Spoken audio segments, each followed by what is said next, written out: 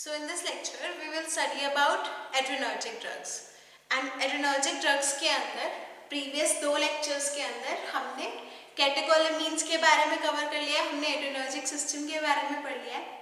पिछले लेक्चर में हमने एफेड्रीन के बारे में नॉन कैटेकोलामीन्स के अंदर जो ड्रग आती थी एफेड्रीन पढ़ ली है। नेक्स्ट जो हमारे पास ड्रग है दैट इज एम्फीटामीन। अब जो एम्फीटामीन ड्रग है, एम्फीटामीन वन ऑफ द मेजर जो हमारे पास अब्यूज ड्रग्स है उसके अंदर आती है। जो इसके इफेक्ट्स हैं वो बहुत ज़्यादा हमारे पास यूजफुल है, लेकिन फर्क क्या है, हमारे पास जो एम्फीटामीन है इसकी टॉलरेंस बहुत ज़्यादा जल्दी आ जाती है, फर्स्ट पॉइंट।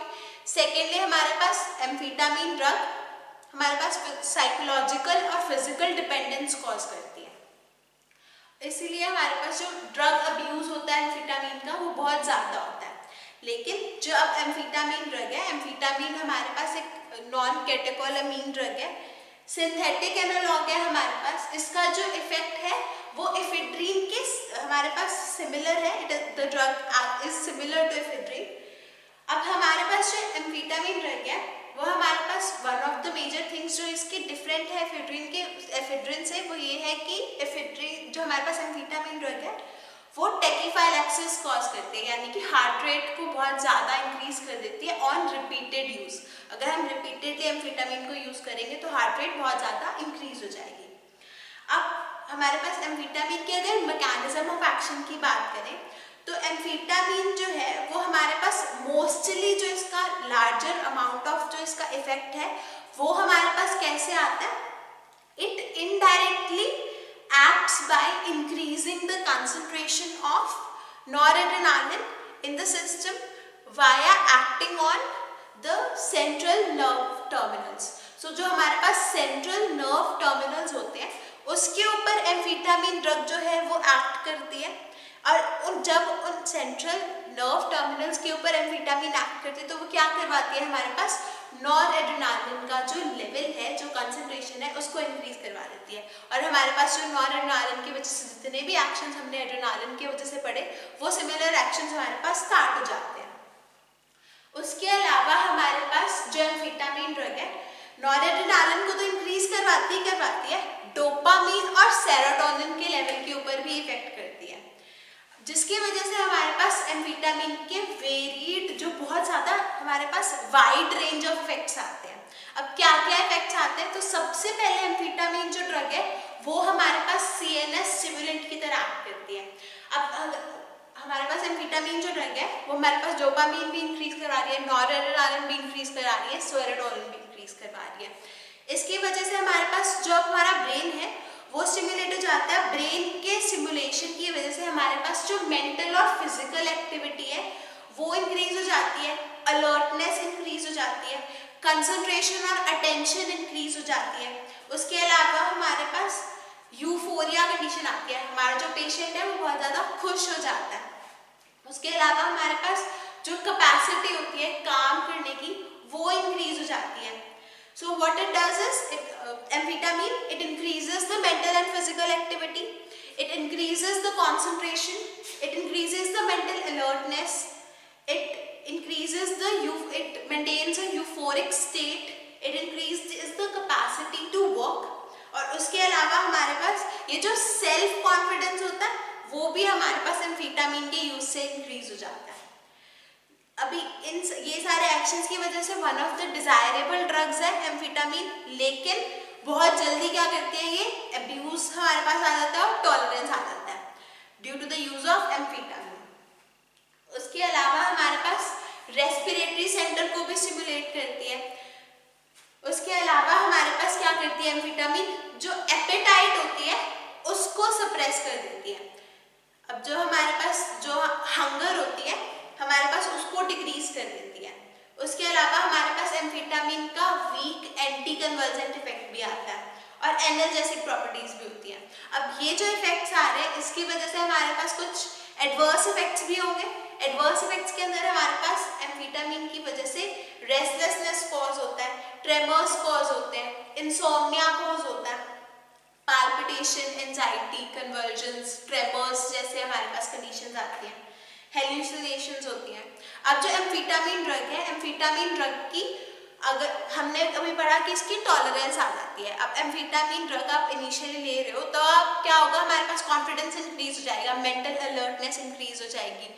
लेकिन विद द टाइम बिंग हमारे पास, अगर आप लगा लो 100 mg की ड्रग ले रहे हो तो आपको वो 100 mg पहले तो अलर्ट कर रही थी, लेकिन बाद में धीरे धीरे करके आपका जो कंसंट्रेशन है उसके ऊपर इफेक्ट नहीं पड़ेगा। तो आपको 200 mg, 300 mg, 400 mg ऐसे अपनी डोज इंक्रीज करनी पड़ेगी।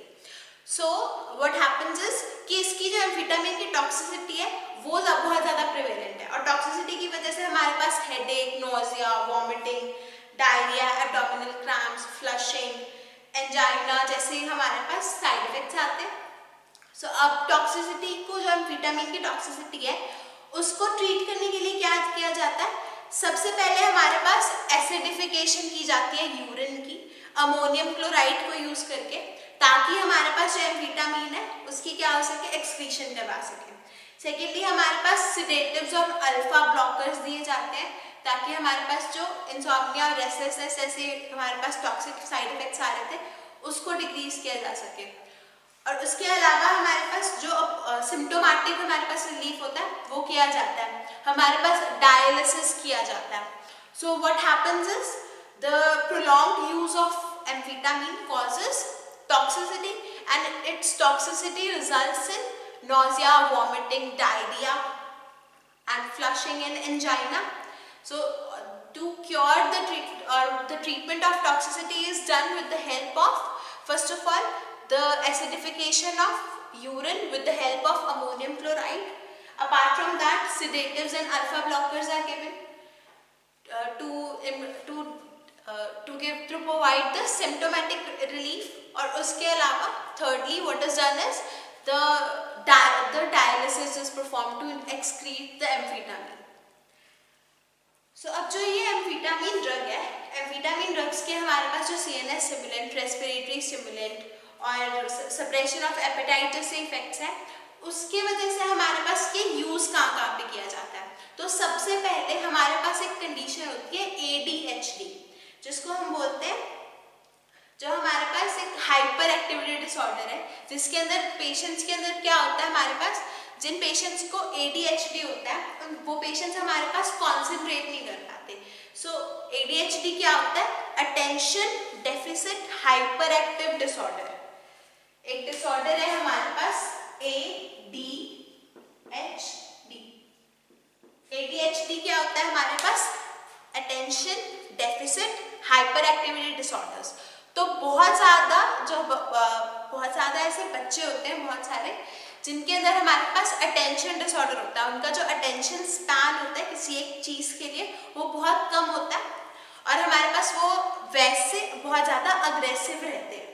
सो इसकी वजह से हमारे पास क्या किया जाता है, उन पेशेंट्स के अंदर हमारे पास एम्फेटामिन ड्रग दी जाती है ताकि हम अटेंशन स्पैन जो है वो पेशेंट का इंक्रीज करवा सके, और उसके अलावा हमारे पास जो उसकी हाइपर एक्टिविटी है उसको थोड़ा डिक्रीज करवा सके, और उसकी जो कॉन्सेंट्रेशन है उसको हम वापस क्लास के अंदर ला सके, ताकि उसका जो परफॉर्मेंस है स्कूल के अंदर वो हमारे पास इम्प्रूव हो सके।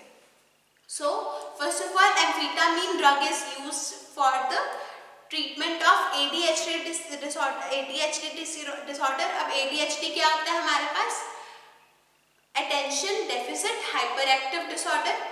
अब इसके अंदर हमारे पास जो पेशेंट है वो क्या होता है, उसका जो कॉन्सेंट्रेशन होता है वो बहुत ज़्यादा कम होता है, अटेंशन स्पैन बहुत ज़्यादा कम होता है, और वो एग्रेसिव रहता है, बहुत ज़्यादा एजिटेटेड हमारे पास रहता है। हम जनरली ADHD हमारे पास चिल्ड्रन के केस में होता है। सो what happens is with the use of amphetamine the attention span increases, the hyperactivity decreases, and what happens is the concentration of the patient increases. उसके अलावा हमारे पास नार्कोलेप्सी के ट्रीटमेंट के लिए हमारे पास एम्फेटामिन यूज की जाती है। हमने एम्फेड्रिन के केस में पढ़ा था नार्कोलेप्सी। तो नार्कोलेप्सी में क्या होता है, हमारे पास किसी पेशेंट को हमारे पास इररेसिस्टिबली बहुत ज़्यादा, किसी को हमारे पास स्लीप डिसऑर्डर है, सो हमारे पास क्या होगा, क्या यूज किया जाएगा, एम्फेटामिन यूज किया जाएगा। उसके अलावा हमारे पास ओबेसिटी के ट्रीटमेंट के लिए, जो हमारे पास मोटापे की ट्रीटमेंट होती है उसके अंदर एम्फेटामिन ड्रग यूज की जा सकती है। क्यों? क्योंकि हमने पढ़ा था कि जो एम्फेटामिन ड्रग है वो हंगर को डिक्रीज करती है और उसके अलावा हमारे पास एपेटाइट को सप्रेस करती है। So to suppress the appetite and to decrease the hunger what is uses amphetamine. लेकिन इसकी जो टॉलरेंस है वो बहुत ज़्यादा जल्दी आती है और ड्रग अब्यूज हो सकता है, इसकी वजह से हमारे पास एम्फेटामिन यूज नहीं की जाती। लेकिन हमारे पास अगर कोई हमारे पास सिवियरली हमारे पास ओबीज पेशेंट है तो उन पेशेंट्स के अंदर हमारे पास एम्फेटामिन ड्रग प्रिस्क्राइब की जाती है। उसके अलावा हमारे पास माइनर जो एंटी कन्वर्जेंट इफेक्ट्स हैं एम्फेटामिन के, उसकी वजह से हमारे पास as an anti epileptic drug या फिर एपिलेप्सी की ट्रीटमेंट के अंदर भी हमारे पास एम्फेटामिन यूज की जाती है। अब विद दिस हमारे पास जो हमारे एजेंट्स हैं, जो नॉन कैटेकोलामीन एजेंट्स हैं, वो हमारे पास यहाँ पे फिनिश होते हैं। अब जो नेक्स्ट हमारे पास आता है, नेक्स्ट हमने अगर आपको याद हो तो फर्स्ट लेक्चर के अंदर हमने पढ़ा था कि एड्रेनर्जिक ड्रग्स जो हैं उनको हम बहुत ज़्यादा डिफरेंट टाइप से हम क्लासीफाई कर सकते हैं। केमिकल नेचर के बेस पे क्लासीफाई कर सकते हैं कैटेकोलामीन्स और नॉन कैटेकोलामीन्स के अंदर, जो हमने अभी कवर करी है। नेक्स्ट हम क्लासीफाई कर सकते हैं on the basis of their mode of action, directly acting है, इनडायरेक्टली एक्टिंग है, हमारे पास कैसे वो हमारे पास मैकेनिज्म ऑफ एक्शन क्या है। थर्डली हम जो क्लासीफाई कर सकते हैं वो हम क्लासीफाई कर सकते हैं on the basis of the therapeutic action. अब हमारे पास जो हमारी ड्रग है उसका थेराप्यूटिक इफेक्ट क्या आ रहा है, सिलेक्टिवली कैसा इफेक्ट आ रहा है। तो हमारे पास सबसे पहला जो एजेंट है, जो हमारे पास सबसे पहली क्लास है, दैट इज वेसोप्रेसर्स। अब वेसोप्रेसर्स क्या होते हैं? वेसोप्रेसर्स हमारे पास अल्फा 1 एगोनिस्ट होते हैं। अब अल्फा 1 एगोनिस्ट, इसके अंदर हमारे पास कौन सी ड्रग्स आती हैं? नॉरएड्रेनालिन, डोपामीन, मिटरबिनॉल, उसके अलावा मीफेंटरमीन, फिनाइलेफ्रीन जैसी ड्रग्स आती हैं। अब अल्फा 1 एगोनिस्ट को हमारे पास अगर हमारे अल्फा 1 एगोनिस्ट है तो हमारे पास क्या करेंगे, ये जो वैस्कुलर स्मूथ मसल्स होते हैं उसकी कॉन्ट्रैक्शन करवाते हैं by activating the alpha 1 receptors.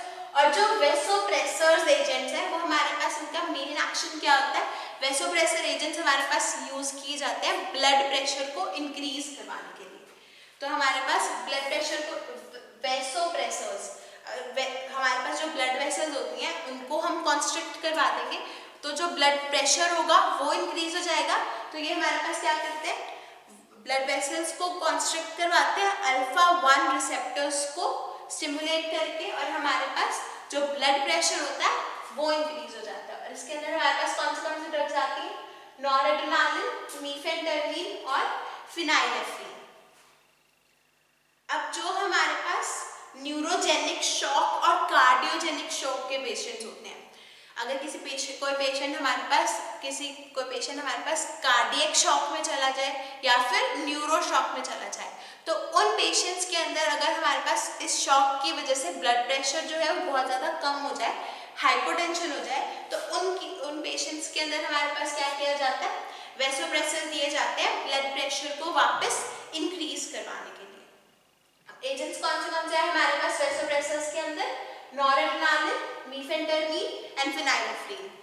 So what are vasopressors? Vasopressors are the agents which constrict the blood vessels and in turn increase the blood pressure. तो हमारे पास जो blood vessels को constrict करेंगे और blood pressure को increase करेंगे, उन agents को हम क्या कहेंगे? vasopressors. अब vasopressors होते क्या है हमारे पास? अल्फा 1 के एगोनिस्ट होते हैं। ये agents हमारे पास यूज कहाँ पे किए जाते हैं? जिन पेशेंट्स के अंदर हमारे पास हाइपोटेंशन हो जाता है न्यूरोजेनिक शॉक की वजह से या फिर कार्डियोजेनिक शॉक की वजह से, उन पेशेंट्स के अंदर हमारे पास वेसोप्रेसर्स यूज किए जाते हैं। सेकेंडली हमारे पास जो एजेंट है, हमारे पास जो क्लास है that is cardiac stimulants. So cardiac stimulants क्या होते हैं हमारे पास? ऐसे एजेंट्स जो कि हमारे पास क्या करते हैं? हार्ट को स्टिमुलेट करते हैं। तो जिन कंडीशंस के अंदर हमारे पास जैसे हमारे पास कंजेस्टिव हार्ट फेलियर है या कंजेस्टिव कार्डियक फेलियर है, मायोकार्डियल इन्फार्क्शन है, उन पेशेंट्स के अंदर हमारे पास कार्डियक स्टिमुलेंट्स दिए जाते हैं। इसके अंदर हमारे पास एड्रेनालिन, डोपामीन और डोपेक्सामीन ड्रग आती है। नेक्स्ट हमारे पास जो क्लास है दैट इज सीएनएस स्टिमुलेंट्स, जो ड्रग्स हमारे पास ब्रेन को स्टिमुलेट करती हैं वो हमारे पास सीएनएस स्टिमुलेंट्स के अंदर आती है। उसके अंदर आती है हमारे पास एम्फेटामिन और डेक्सामेथासोन।